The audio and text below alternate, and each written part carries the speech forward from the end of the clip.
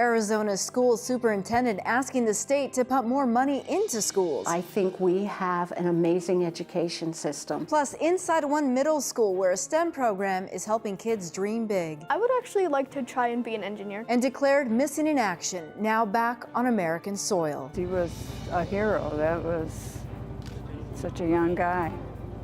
Just kind of sad that he didn't have a life like the rest of us. Full military honors for a soldier killed in Korea. Those stories and more next on Arizona Week.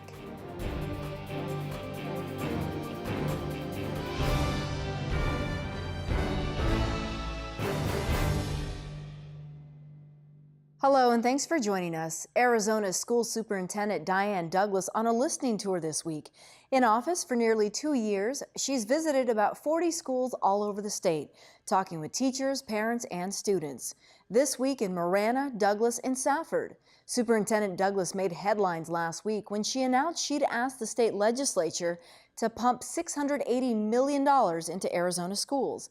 The money would go directly towards school districts and charter schools, pay teachers more money, and in some cases a 5% raise, then on to rural schools for things like transportation money for improving buildings or building new ones, and funding for preventative maintenance.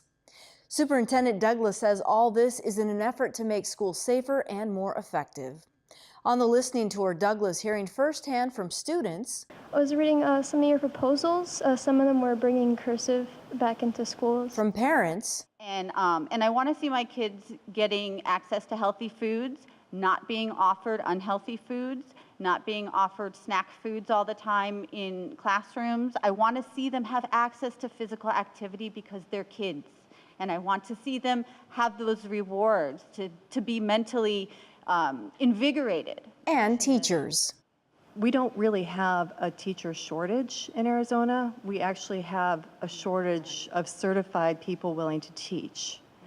We have, like I said, a lot of gifted, wonderful, talented teachers who truly do not want to leave. Douglas says she's used these listening tours as an opportunity to hear what people want out of Arizona's education system. And that's why she's asking state legislators to put more dollars into classrooms. On Monday evening, Superintendent Douglas spoke at Gladden Farms Elementary School in Marana. Here's a portion of my interview with her. Well, I'm going to be talking to them. Superintendent Douglas is in for a battle at the Capitol and working with a new team of legislators. Arizona Public Media's Christopher Conover with more from Phoenix. A listening tour, and consistently that's what we hear. Arizonans want their teachers paid better. Do you think paying teachers more money will improve education in Arizona? It will help. You know, giving our teachers the compensation they deserve for the vitally important job they do for our society, I think that is so important. But money's not the sole answer. We need to take a look at so many different pieces of our education system. English language learners continues to be a challenged area in education in Arizona. What is your ultimate vision? How do you bring students who don't have the language in their background to where they need to be? Well, once again, that's in your local schools. We have a system set up that the voters of Arizona some time ago declared that Arizona will be an English immersion state. And so we have the models and we support those and give the teachers the training they need. Now we know we're facing a lot of challenges. When I was on the Peoria board, I think we had upwards of 100 different languages that were spoken throughout our 40-some schools. That's a big challenge for a school. So we need to keep working with these students because we want them all to be successful. You're asking for the legislature to provide a lot of money into schools. What are you going to tell legislators needs to happen this year? I recognize that my office is not responsible for appropriations. I can't make the money, but I do believe it is my duty as the elected superintendent to make them aware. And I'm glad I'm not them making those tough choices because there are a lot of needs within our state. But to not discuss the issue because all of that money may not be available is to do a disservice to that issue, in my opinion. We have to be talking about these, and there's no one right solution. There's no one magic amount of money that will do it. But I think we've highlighted some very important areas of need within our state. with the general funding, Prop 206. We know there's discussion of all-day kindergarten, that, you know, there's many that would like to see that. Once again, that's a legislative decision, whether that comes to be. Our school facilities must be maintained. I wouldn't be doing the citizens a service if I didn't tell the legislature that. Arizona continues to be ranked one of the lowest states in the nation when it comes to per pupil funding. How did we get to this place? We have an economy that's very different than very many other places. One of the differences, and who knows if this will change in Washington, we don't control a lot of our federal land to our own advantage. And that's an issue that most, if not all, I believe Hawaii had their federal land returned to them. I'm not sure if any of the other, or which other Western states have. If you take a look at federal land east of the Mississippi versus west of the Mississippi, it's a very different place to be at. We have a different economy, so you have to work within the confines of that, and I'm sympathetic to our legislators that they have to do that. But we still have to be addressing and talking about the needs that we have. How would you describe Arizona's education? I think we have some challenges, but I think we have an amazing education system, and it saddens me to see it get beat up so often, oftentimes in the press or in the media. We have amazing things going on. We have dedicated teachers in our classrooms every day.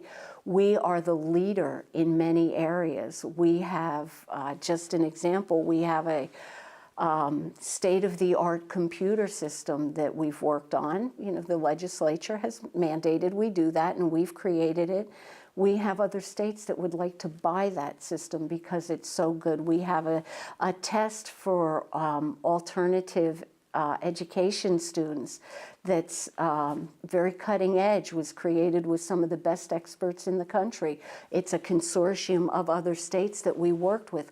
Other states would like to get that. We are leading the charge. We were the first state in the nation to release our Every Student Succeeds Act plan, because we want to be a leader. We want to show the federal government we know how to educate our children here in Arizona.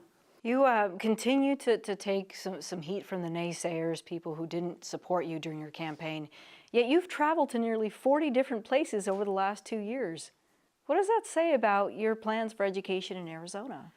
I think it speaks to wanting to involve the people of Arizona. One of my deepest held beliefs is that our education system belongs to all of us. It doesn't just belong to the parents who right this minute have children in class, or to the teachers or the administrators. We all have a stake in the outcome of the education of our children. That's also why it's a publicly funded education system, because our founding fathers saw that as such an important tool, an important piece of the process of making sure we have a well-educated citizenry to perpetuate our republic. So it belongs to all of us. We all have to be at the table discussing it. Thank you so much. Thank you. Superintendent Douglas is in for a battle at the Capitol and working with a new team of legislators. Arizona Public Media's Christopher Conover with more from Phoenix. The November election brought new faces to the state capitol, from leadership in both the Senate and the House to membership. A third of the members are new this year. They're up here at orientation learning their jobs. Representative Todd Clodfelter of Tucson is one of those new members. It's like drinking from the fire hose. The protocol, the tradition of learning the procedures is, I won't say overwhelming, but it certainly is a massive information to try to consume. Anything like you thought it was going to be? No, it's way beyond that. What I'm finding out, though, is there's plenty of staff members on campus that are there to help and to guide us through these steps. We represent the people, but they are the nuts and bolts of what happens here at the state capitol. The Capitol is getting ready for the arrival of the new session, but of course for new members there are some hiccups along the way. I actually do not yet have a badge. Can I get through? Yeah, I can budge you in there. Oh, okay. Good. Okay. For new Representative Kirsten Engel, that means checking out her new office. So we're seeing it for the first time. You're seeing it with me in its empty state. So here it is. In the Arizona House, Representatives-elect Engel and Clodfelter are a rarity. They're both freshmen from the same Tucson district, but they represent different parties. Only 3 districts in the state have that arrangement. I think it'll work fine. Part of my campaign effort was to identify that I would represent all of the people, not just a core. And I think we need that kind of a balance from Pima County. We need a Republican up here as well as the Democrats to best represent the community of Tucson. We're going to see. But so far, it's been working well. We're getting to know each other here up in the legislature, and putting all the campaign behind us now. And I think the point now is to just make progress on the issues that we came here to further. Education is a top priority for many in the legislature. That includes the man in charge of the House for the next 2 years, House Speaker-elect J.D. Mesnard. I think you're going to see a lot of interest in not only classroom spending, but in school construction and building maintenance. When the economy took a dive, we scaled some of those dollars back for new facilities or upkeep of facilities, and we need to re-examine that, or else we're going to be in a world of hurt later. Earlier in the program, we heard from State School Superintendent Diane Douglas about her plans for education funding. That money must be approved by the legislature. Frankly, what she expressed, at the very least, I would say, are priorities that we share. The strategy for getting there, for instance, dipping into the rainy day fund, I don't think that's going to happen. It's not raining. With orientation week over, new members now return home to spend time with their families, digest what they've learned, and figure out what the top bills will be for the upcoming legislative session. The session begins January 9th. At the state capitol, I'm Christopher Conover, Arizona Public Media. Back to the classroom now. In Altar Valley, the school district launching into STEM efforts. That's science, technology, engineering, and math. A place where nearly 30% of the community is below the poverty line. The school leaders are determined to give kids some of the best educational opportunities.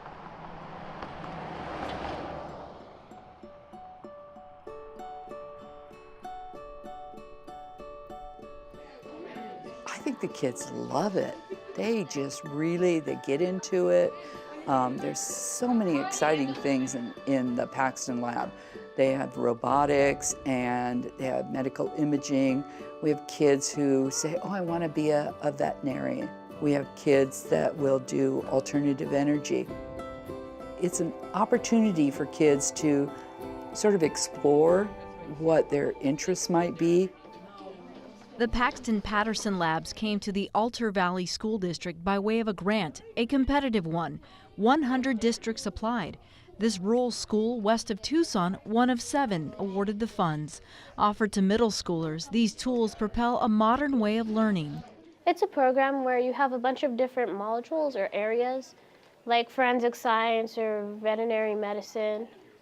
There's digital music and 3D printing. There's a bunch of different ones, and they all have different activities you can do to experiment and see what it's like if you actually got a job in that area. The nozzle gets to one. It's really fun to do. It's actually a great program to use. It helps you learn stuff without having to just do it on your own. Like, it gives you help, but you also have the challenge of being able to do it yourself.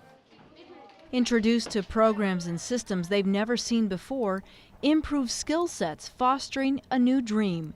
I would actually like to try and be an engineer because this is also another fun thing that I like to do, and it kind of gave me an idea of what I would like to do, something fun and productive.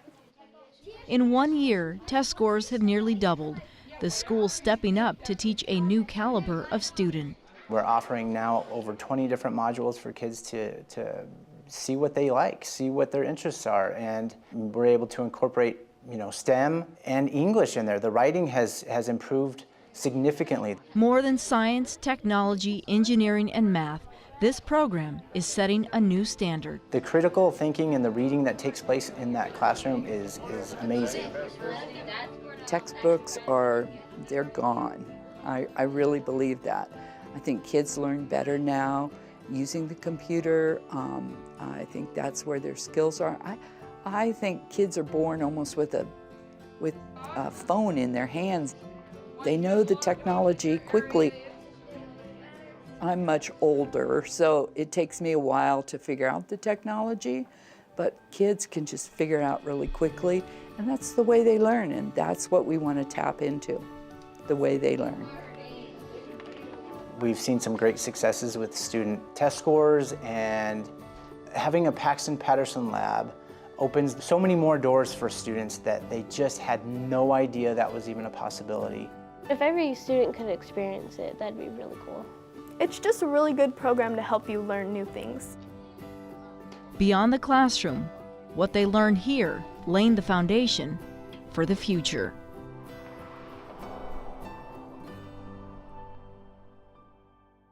A diamond in the desert, Superintendent David Dumont says his staff strives to provide kids with the resources they need to be successful, and it begins with a new program. Our Paxton-Patterson lab and we're really trying to focus on our 21st century skills of communication, building communication, collaboration, critical thinking, and creativity with our students. And so the Paxton lab was something 3 years ago.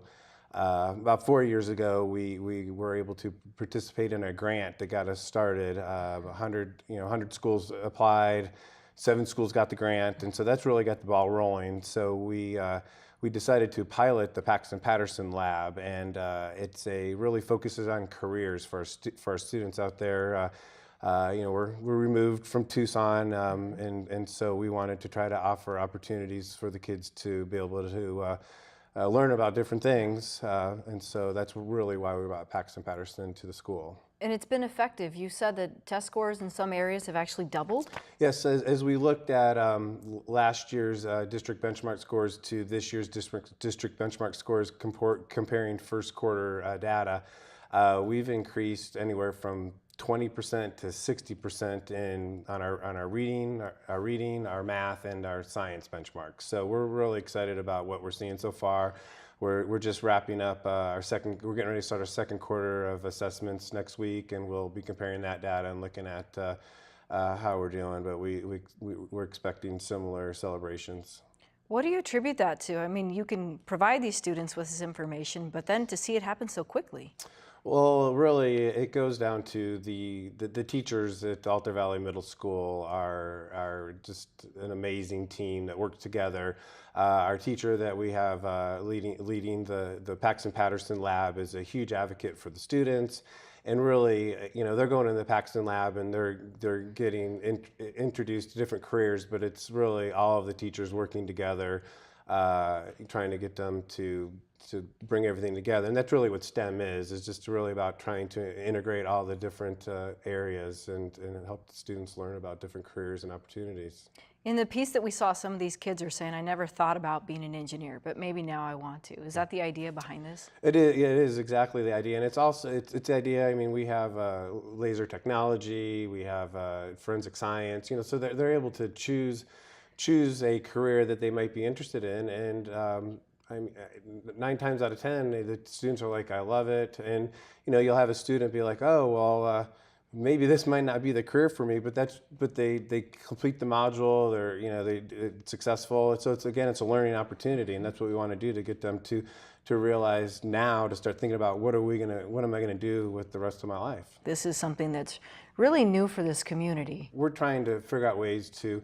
We have a lot of students that actually live in our 700 square miles, and we know that parents and students have choices, and we really want to create a first-class educational system in Alta Valley. I really believe that we have an amazing place, and so bringing in the STEM and the Paxton Lab is really just creating again, just more opportunities for them. And we've expanded our summer school to we're calling it a STEM summer camp, and it's really all just completely on technology, forensics. It's really changed the way we've done or are doing things in Alta Valley. All right, Dr. David Dumont from Alta Valley, thanks so much. Thank you for having me. It was a pleasure.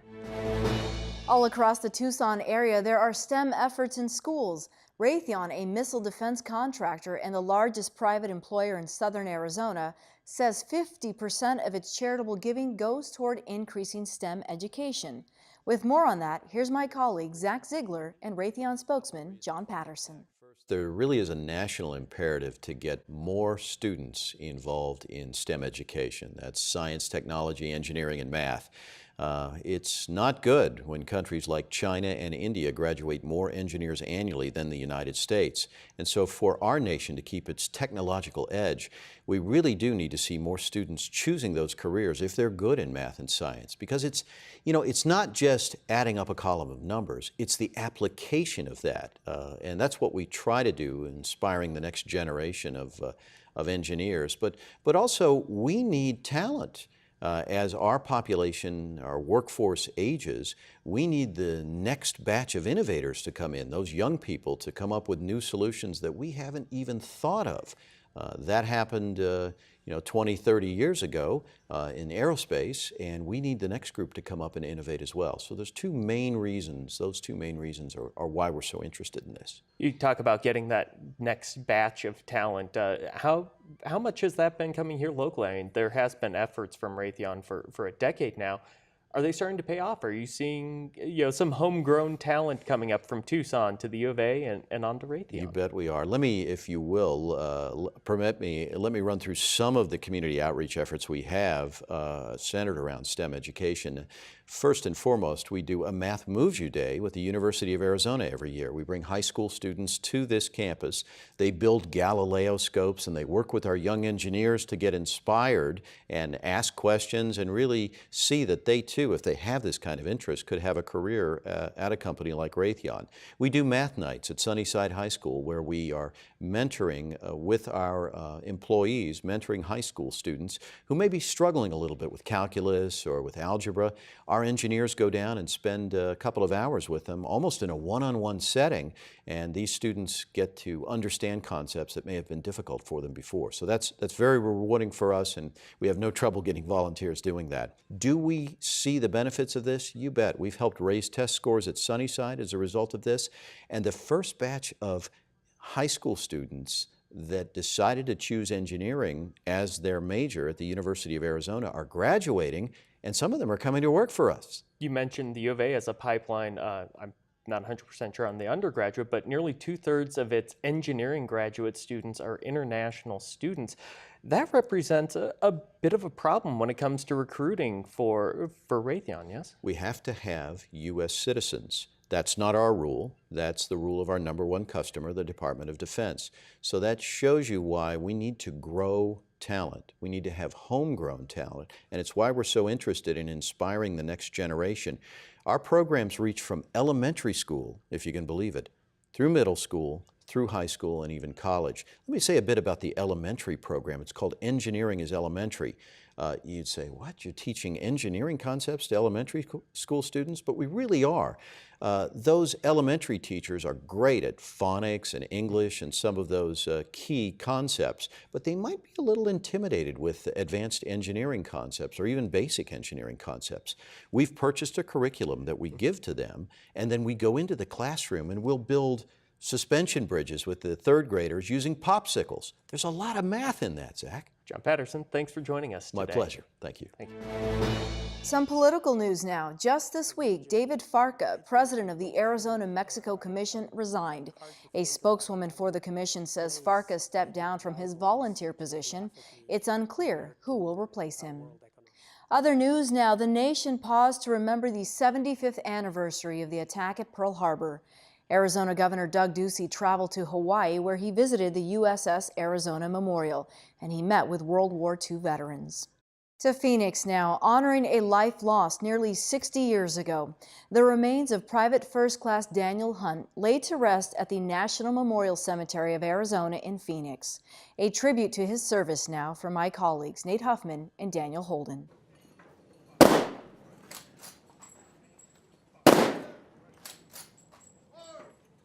Full military honors for Private First Class Daniel Hunt, a burial nearly 6 decades after his death. Welcome all, family, friends, distinguished guests, fellow patriots, and all those inspired by PFC Daniel Hunt. With the gift of Daniel Hunt, God breathes new life and hope into all of us, and especially all the thousands of families who covet this miracle. On September 28, 1951, Daniel and other U.S. infantrymen were barraged by mortar attacks while conducting operations east of the area known as Heartbreak Ridge. Survivors of the attack withdrew. PFC Hunt was declared missing in action. Such a young guy.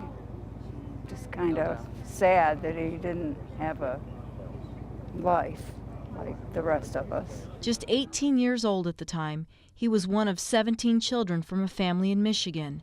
His niece, Delphine Kyle, grew up with him. He was missing in action, and then they declared him dead after a couple of years. This past February, South Korea handed over what was thought to be the remains of American soldiers to the United States. When I was called from Kentucky, they called me and asked, told me, and I just couldn't hardly understand the whole thing. I mean, it was just unbelievable that it was happening. DNA analysis and other circumstantial evidence concluded Daniel had been found, giving this family closure. Deborah Gautier here to honor a great uncle she never met. This is part of history that most people don't get to experience it. It's been a learning experience. We've been able to actually get reacquainted with family and find out things that we didn't know. A family reunited at last. The man I never knew would bring great honor to our name. Our family brought together. From this day forward will never be the same. The man I never knew would soon impart a magnitude of love, gratitude, and honor that has forever changed our hearts. As the story of his return came to reality, the man I never knew came to life for me. Welcome home, Uncle Daniel. Private First Class Daniel Hunt, a brave soldier, awarded 3 Purple Hearts in less than 1 month of service, a tribute to honor a hero who made the ultimate sacrifice. His family grateful to welcome their soldier home to American soil. Never give up hope. That's been our message since we started. Never give up hope. Because even if the people that knew them aren't here, the people that remain will be here and do the same thing our family did.